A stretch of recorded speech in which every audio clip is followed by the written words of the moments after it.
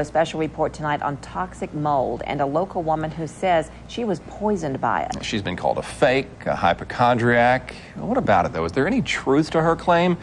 Mary Morrison investigates in the WJBF News Channel 6 Medical Report. Toxic mold, fact or fiction? Many in the medical community say it does not exist, but there is a growing number of doctors who disagree. Tonight, you'll meet a woman caught smack in the middle of this medical debate. They've been real good to us. Iris Harden is finally home. I don't have anywhere to offer you to sit, sorry. This sparsely furnished apartment, an answered prayer. I'm just thankful to God and to the people that have helped me. Harden lives here with fiancé and fellow songwriter Tommy Lee Brooks. For nearly a year, the couple was homeless. It's been a long, long road. That long road, Harden says, begins here in Harlem, Georgia on Fairview Drive. She says her health headed south after moving into a rental home in 2003. By 2005, Harden says she was in excruciating pain and had to leave home. I was having to sleep in motels. When I ran out of funds, I was sleeping in a cold van or sitting at the huddle house all night or sleeping in a hospital emergency room because I had nowhere else to go. The couple moves and begins searching for answers. In the yellow pages, Harden finds David Toole, a home inspector. Toole takes air samples at Harden's former home, then reports his findings. She had a really high elevated case of mold in her house. Found Strachobacterus, Cladosporium, penicillin, and Aspergillus.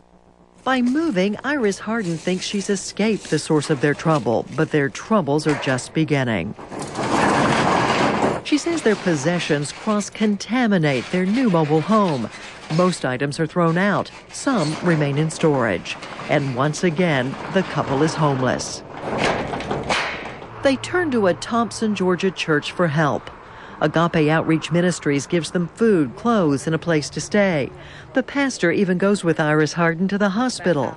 Her eyes were swollen, her face looked like it was cooked, and she looked horrible, and there wasn't really any help for her at that time. After repeated trips to local doctors and hospitals, Harden turns to the internet. She finds others who suffer from the same symptoms and finally convinces a local doctor to help her get a sophisticated test called PCR. Samples of her blood and lung secretions are sent to Immunosciences lab in California. I talked by phone to Dr. Ari Vashjani. We detected DNA of two different molds, Aspergillus and Stachybotrys, in her lungs as well as in her blood.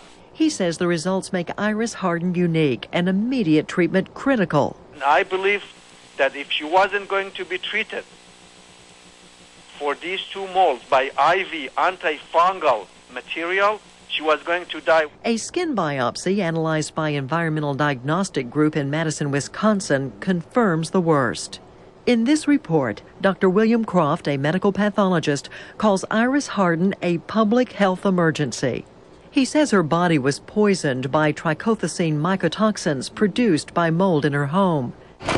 Desperate for help, the couple begins making weekly trips to a medical clinic in Asheville, North Carolina. They finally find a doctor who believes them, and Iris Harden begins treatment, much of which is done for free. So why did Iris Harden and Tommy Lee Brooks have to journey so far from home to find medical help? We wanted to ask that question to doctors at the Medical College of Georgia, but we're told by an MCG spokeswoman that the physicians declined our invitation to be interviewed. She says their view is that there is no such thing as toxic mold. People are allergic to mold, and that varies by the person. MCG is not alone in its position. The Centers for Disease Control and Prevention takes the same stance. OSHA, another government agency, says more research is needed. And you can bet the insurance industry will be watching any new studies carefully. It has much to lose if toxic mold is ever accepted as fact by mainstream medicine. Mary Morrison, WJBF News Channel 6. Find out more about